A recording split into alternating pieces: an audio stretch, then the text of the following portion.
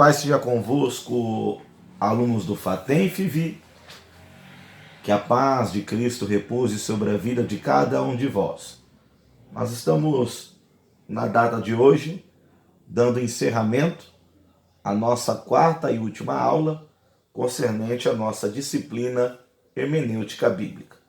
Para você que ainda não conhece a nossa faculdade teológica, você pode conhecê-la e ter muito mais informações através do telefone de contato no 0199 9571 4593. Repetindo, 199 9571 4593. FATENFIV, Faculdade Teológica, Ministério FINVEM, para você que quer crescer na graça e no conhecimento do nosso Senhor e Salvador Jesus Cristo, através das Escrituras Sagradas. Bom, a aula de hoje tem início na página de número 96, que diz assim: interpretação histórico-cultural e contextual. Uma vez que já expomos os métodos de aplicação interpretativa, que nós aprendemos na aula anterior concernente aos métodos de aplicação interpretativa, né, para interpretar os textos e os contextos histórico, cultural e contextual, nos tópicos de número 6 e 7, se faz necessário somente autenticar a necessidade de aplicá-los da interpretação das parábolas.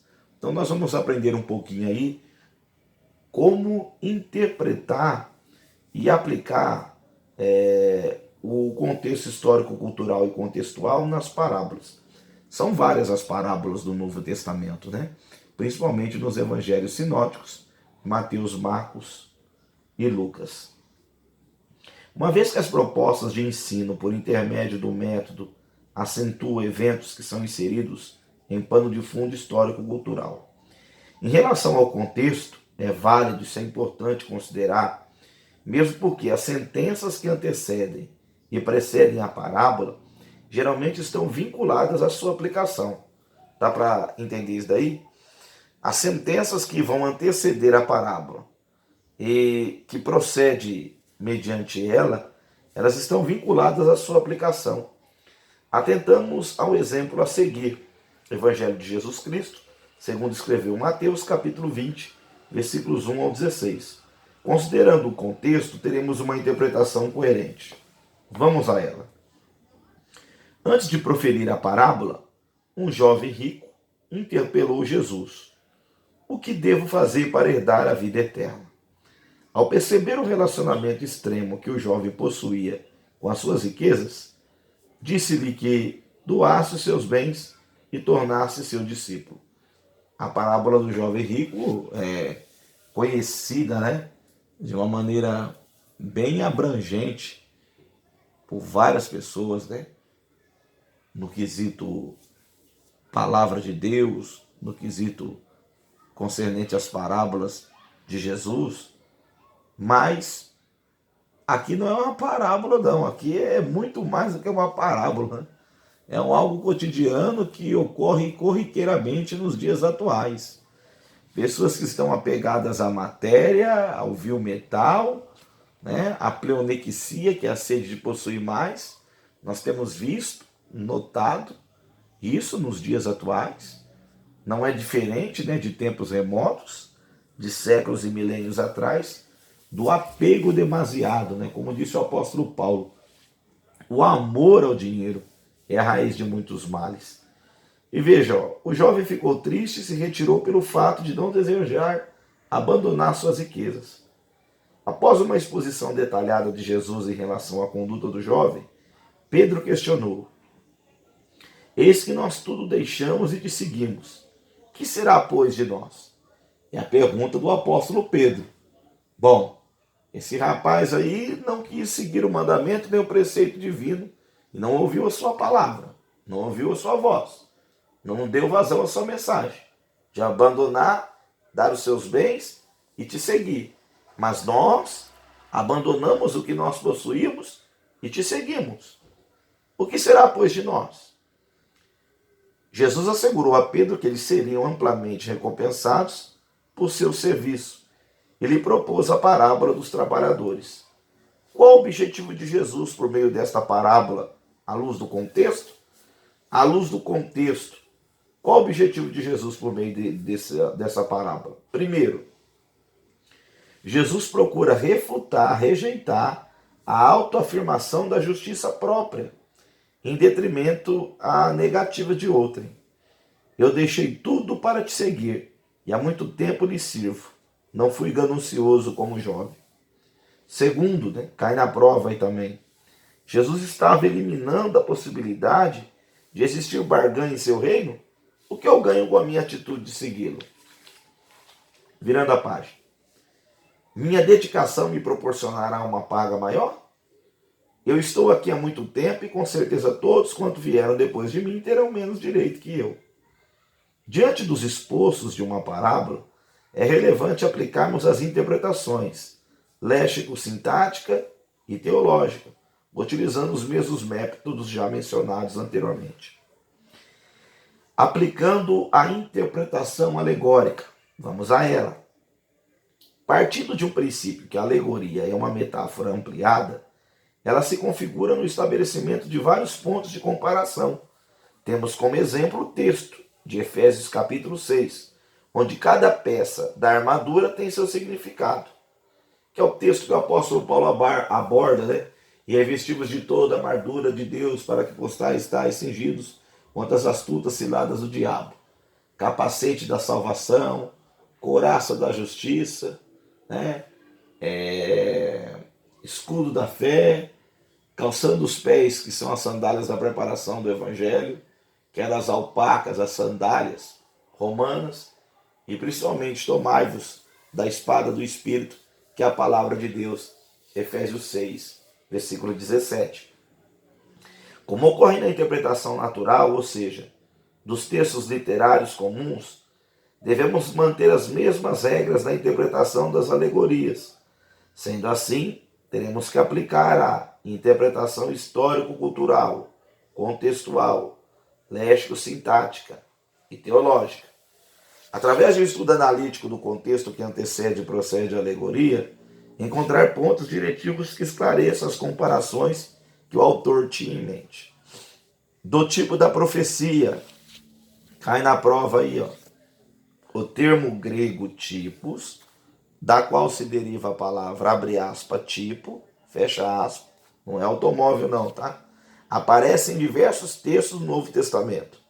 E temos como exemplo o Evangelho de Jesus Cristo, segundo escreveu o apóstolo João, capítulo 3, versículo 14. Literalmente o termo significa uma marca visível, que foi deixada por algum objeto. Daí a marca deixada na história, ou natureza do antitipo. Uma definição mais técnica é explorada por Virkler. Tipo é uma relação representativa pré-ordenada que certas pessoas, eventos ou instituições têm com pessoas, eventos e instituições correspondentes, que ocorrem numa época posterior na história da salvação.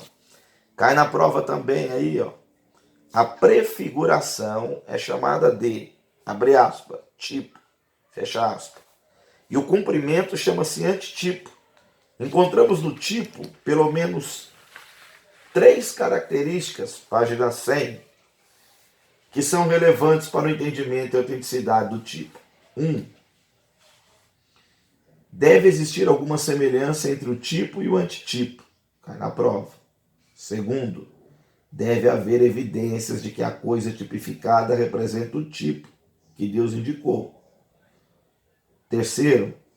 O tipo deve prefigurar algum evento ou coisa futura. Cai na prova também. É pacífico o entendimento da classificação dos tipos encontrados na Escritura Sagrada. Tipos concernentes a pessoas. Alguém no âmbito bíblico que tem uma representatividade aplicando algum método didático. Exemplo, Adão como um tipo de Cristo. Romanos capítulo 5, versículo 4 diz que a severança procede um caráter aprovado. E o caráter aprovado produz a confiança. Eventos. Situações que ocorreram no Antigo Testamento no relacionamento de Deus com o povo de Israel. São utilizados de forma análoga, ou seja, são analisados de forma análoga, que significa similar, ou seja, semelhante, tá bom? São eventos aí utilizados de forma análoga ou tipológica. Eventos que ocorreram no Velho Testamento de maneira similar, semelhante ou parecida, como advertências do Novo Testamento. Vamos pegar um exemplo clássico disso, para ficar mais fácil aí, né? Um exemplo aí utilizado de forma análoga ou tipológica. Por exemplo, o evento que ocorreu atestado no livro de Jeremias, capítulo 31, 15, que é o choro de Raquel, né? Que é o clamor que ouviu por toda Ramá. O profeta Jeremias, ele entoou essa palavra profética aí, concernente às perseguições e à mortandade que ocorreu com algumas crianças em sua época, através da perseguição de Nabucodonosor, tá? Quando entrou em Jerusalém. Mas também ele estava prefigurando, vendo. Esse texto aí, de maneira análoga, é semelhante, correspondente ao Evangelho de Jesus Cristo, segundo escreveu Mateus capítulo 2, versículo 17, quando o rei Herodes ele cria um mandato, um indulto, mandando matar todas as crianças de 2 anos para baixo, crianças do sexo masculino, para tentar ceifar e aniquilar o projeto, né, de nascimento que posteriormente iria gerar a salvação em favor de todos nós. Então, é uma analogia, uma tipologia, tá bom? O que o profeta Jeremias descreve no capítulo 31, 15, falando acerca do choro de Raquel, né, em Ramá, que tipifica milhares de mulheres, né, que choraram pela perca dos seus filhos, que foram brutalmente assassinados por Herodes, tá bom? Veja aí na página 101, instituições. Os aspectos cerimoniais estabelecidos por Deus como meio de salvação e relacionamento por intermédio da fé. Exemplo, olha aí outra tipologia. O derramamento do sangue de cordeiros, Levítico capítulo 17, versículo 11, é tipificado pelo sangue de Jesus, derramado na cruz do Calvário, como fundamento da salvação no Novo Testamento. 1 Pedro capítulo 1, versículo 19. Em Levítico 17, 11, né, Moisés diz que a vida da carne está no sangue. E aí vem a tipologia, a analogia, concernente a esse contexto da lei que foi escrito por Moisés. Pedro agora vem testificar, tipificar de maneira análoga o que foi dito por Moisés. Aí Pedro diz assim: mas fostes resgatados pelo precioso sangue de Cristo. Viu aí a tipologia, a analogia, tá? Do sangue. Bom, os ofícios, vamos lá. Tudo concernente aí à tipologia, tá bom? Os ofícios de rei, sacerdote, profetas, são tipos que têm seu desenvolvimento no Novo Testamento como antitipo. Vamos ao exemplo aí, ó. Melquisedeque, ficou Melquisedeque, né, na grafia, mas Melquisedeque. E sua relação com o ministério sacerdotal de Cristo. Hebreus capítulo 5, versículo 6. Tu és sacerdote para todo sempre, conforme a ordem de Melquisedeque. Você conhece o texto bíblico, conforme está relatado no livro do Gênesis, que aparece Melquisedeque, rei de Salém. Ele vem se apresentar diante de Abraão. Ele não tem genealogia, não tem a sua história, né? Só diz que ele era rei de Salém, mas que tão somente ele dá aí a legalidade para fazermos uma analogia concernente ao tipo de Cristo se manifestando ou manifestado. Nós temos as ações aí também, em tipologias e de maneira análoga. Atos de cunho pessoal, exemplo, como a escolha de Jonas de ir para Tarsis, né? E suas consequências, entre elas, sua permanência no ventre de um grande peixe. Aí tá a baleia, tá bom? Já foi comprovado aí que as baleias cachalotes podem engolir um homem, tá? Isso comprovado cientificamente. Jonas capítulo 2, os versículos 1 ao 10 fala isso, da oração de Jonas, né? No ventre do grande peixe ou da baleia. E é utilizado por Jesus quando os fariseus vieram lhe pedir um sinal que caracterizasse sua divindade. Jesus aplicou o sinal de Jonas. Os fariseus e saduceus pediram um sinal, né, de como seria a vinda de Cristo, se ele era o Cristo, né? E concernente a isso, Jesus disse, ó, nenhum sinal será dado para vocês, a não ser o sinal do profeta Jonas. Porque assim como Jonas esteve 3 dias dentro do ventre do grande peixe ou da baleia, assim o Filho do Homem estará na terra, que marcava ali a morte de Cristo e a sua ressurreição. Bom, que aí duas características, né? O obreiro vomitado, que Jonas foi vomitado pela rebeldia, e Cristo ressuscitado por sua obediência. Qual tipo de pessoa ou de obreiro, né, ou de ser humano que você é? O vomitado pelo grande peixe, pela situação, ou pela circunstância, ou pelo mundo, que nem o mundo te quer, né? Ou você é o obreiro ressuscitado, tipologia de Cristo. Fica aí para você refletir. Página 102. Aplicando a interpretação do tipo. Primeiro, mantendo os princípios normativos da interpretação aos tipos, precisamos aplicar a interpretação histórico-cultural e contextual. No entanto, de forma mais ampla, né, mais abrangente. Nós vamos buscar conhecer os aspectos inerentes aos textos que apresentam o, abre aspas, tipo, fecha aspas, e o, abre aspas, de tipo, fecha aspas. Na interpretação contextual, os pontos relevantes a serem identificados são a terminologia da palavra, que representa o, abre aspas, tipo, fecha aspas, e sua relação com o contexto imediato e situacional. Segundo, os mesmos métodos da interpretação léxico-sintática devem ser utilizados na interpretação com, abre aspas, tipo, fecha aspas, mesmo porque sua forma literária geralmente diverge, podendo ser identificado como termo literal, simbólico ou figurativo.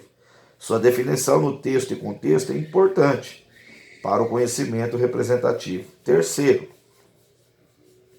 nós podemos usar a interpretação teológica. Ela será eficaz quando determinar em que esfera teológica o, abre aspas, tipo, fecha aspas, está inserido e qual é o propósito de Deus em sua relação com o homem. Página 103. Conduzindo a interpretação nos moldes da continuidade, é conveniente salientar a harmonia teológica entre o, abre aspas, tipo, fecha aspas, e o, abre aspas, de tipo, fecha aspas. Interpretação da profecia. A primeira etapa é compreender o significado e os propósitos da profecia. Cai na prova também, grifem aí. A primeira etapa de uma profecia é compreender o significado e os propósitos. Você encontra aí nos dias atuais centenas, milhares de profetas nas redes sociais, né? Mas eles estão profetizando com qual significado e com qual propósito? Para realmente alertar, educar, corrigir, aconselhar, né? Preparar a humanidade ou apenas para ganhar curtidas, né? Ou mais inscritos em seus canais aí no YouTube? Para quê? Com qual significado eles estão profetizando? Bom, em sua etimologia encontramos dois termos, abre aspas, pro, fecha aspas, que significa de antemão, é o significado da palavra profecia, tá? Entendeu aí? É o de antemão, antes do tempo, e abre aspas, pets, fecha aspas, significa falar no, abre aspas, lugar de outrem, pets, profetes, profecia, falar no lugar de outrem, ou seja, falar no lugar de Deus, profeta, tá bom? Bom, de antemão, falar no lugar de Deus. De forma genérica, podemos definir a profecia como dar pronunciamentos inspirados pelo Espírito de Deus, referente ao passado, presente ou futuro. Em seus propósitos, a profecia tende a si, primeiro, qual que é os propósitos da profecia? Revelar eventos ocultos, atemporais, caem na prova. Predizer eventos futuros. E terceiro, que é muito importante, grifem isso daí, ministrar instrução, instruir, consolo, que é consolar e exortar. Isso é importante numa profecia. Segundo Virkler, 8.352 versículos, ou seja, 27% dos escritos sagrados são de ordem profética. Virando a página 104. Aplicando a interpretação da profecia. Para melhor aplicarmos as regras da interpretação da profecia bíblica, temos que tratar alguns conceitos a ela relacionados. Somente assim teremos uma concepção ampla de sua aplicação. 1. Sensus plenior. Termo que vem do latim, grife aí que é verdadeiro, né? Significa, abre aspas, sentido mais pleno. Sensu plenior, tá bom? Ou seja, o texto profético apresenta o sentido mais genérico, não sendo claro ao autor no presente momento de seu anúncio.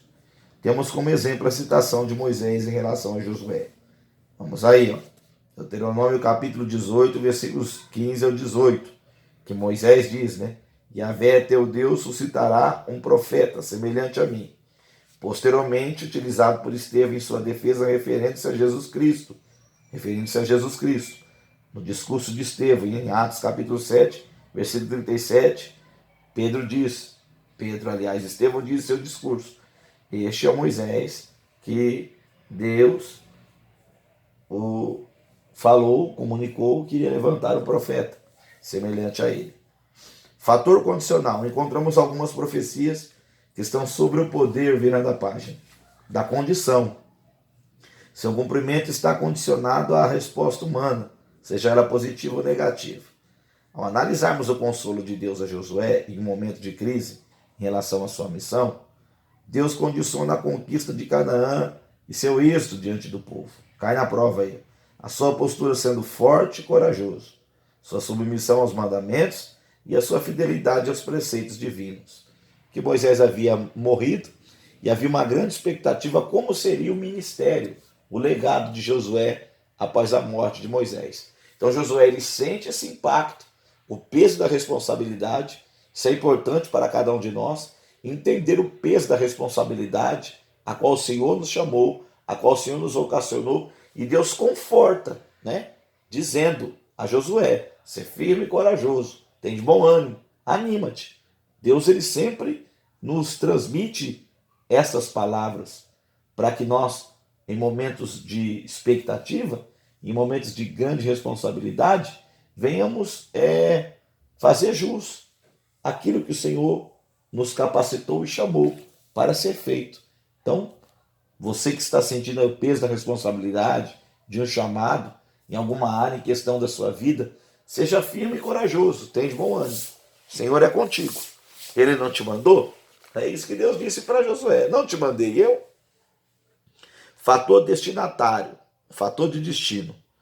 No plano do relacionamento de Deus com a humanidade, mesmo partindo do ponto de vista ortodoxo da continuidade, existem profecias de endereçamento, ou seja, pessoal, é uma pegadinha aí, nacional, universal e eclesiástico.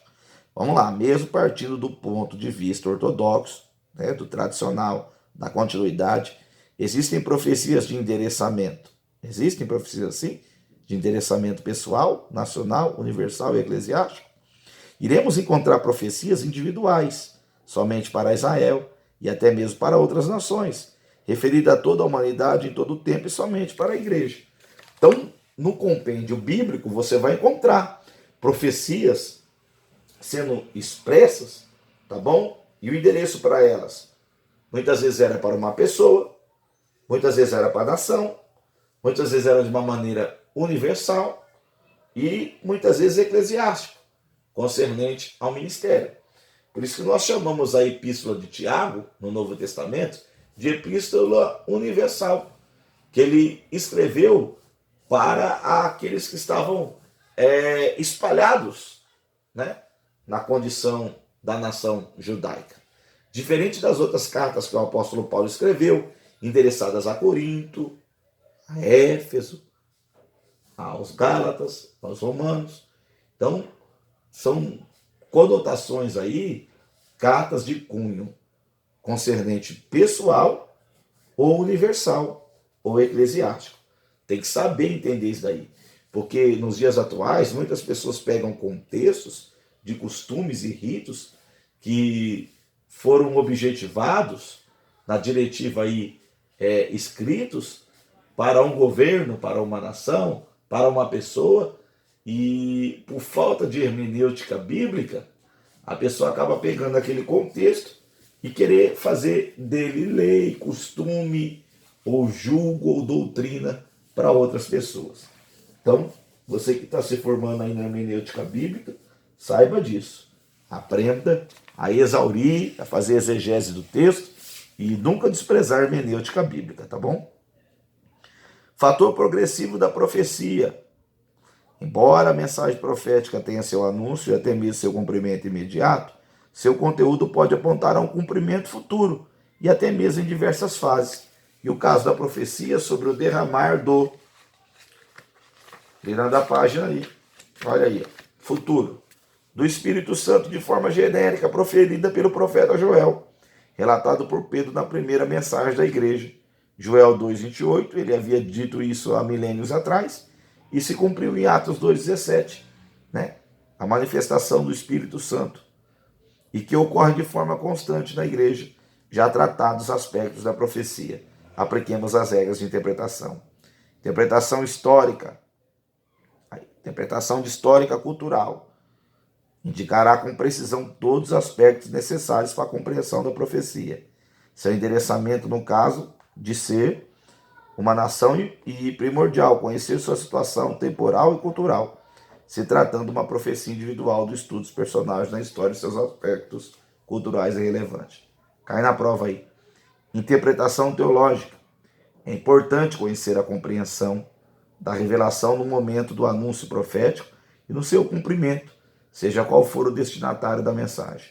Outro aspecto é conhecer o nível espiritual do contexto em que se configura a profecia e seu cumprimento. Cai na prova também a interpretação léxico-sintático. O propósito é entender o conteúdo profético e sua forma literária. E a interpretação contextual, toda profecia tem seu fundamento primário e secundário. Cai na prova aí. Ambas, tanto a terceira. Interpretação léxico-sintático, o propósito é entender o conteúdo profético e sua forma literária. E a interpretação contextual, toda profecia tem seu fundamento primário e secundário.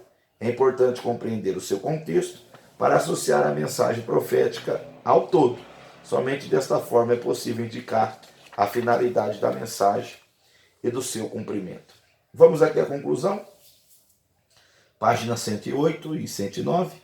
Levando-se em conta o exposto através dessa pesquisa bibliográfica, que pretende lançar luz à necessidade da aplicação da hermenêutica, ao se aproximarmos do texto bíblico, sugerimos algumas ferramentas que postulam-se como regras dentro de um sistema organizado, analítico e objetivo. Toda estrutura, seja ela teórica ou prática, que se caracteriza como hermenêutica, é sem dúvida imprescindível para o alcance da ideia real do autor dos textos da Bíblia Sagrada. Ao analisarmos a tendência desviante da interpretação bíblica, convergente aos nossos aspectos subjetivos e objetivos, não obstante a esta verdade. Outro fator que é relevante e aterrorizante, pois toda a interpretação de um texto bíblico pautado dos elementos subjetivos geralmente não se torna pessoal, e sim público, e quase sempre é postulado como princípios espirituais. Desta equivocada interpretação se estabeleceram diversos dogmas e grupos religiosos com doutrinas distintas da Bíblia. Ao conhecermos as regras da hermenêutica, não só enriquecemos nosso conhecimento, mas também nos habilitamos a compreender a Bíblia Sagrada de forma correta, atendendo assim ao apelo do apóstolo Paulo ao direcionar-se ao pastor Timóteo, segundo Timóteo 2,15.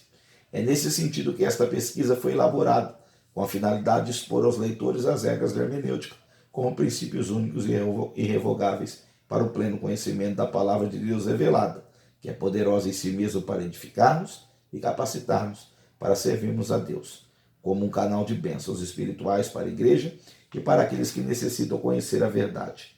Conheçamos e prossigamos em conhecer o Senhor, desejo condicional expresso por Deus, atestado pelo profeta Oséias. Ele quer vir como chuva serode sobre nós para regar a terra. Somente assim poderemos produzir na medida exata da sua vontade.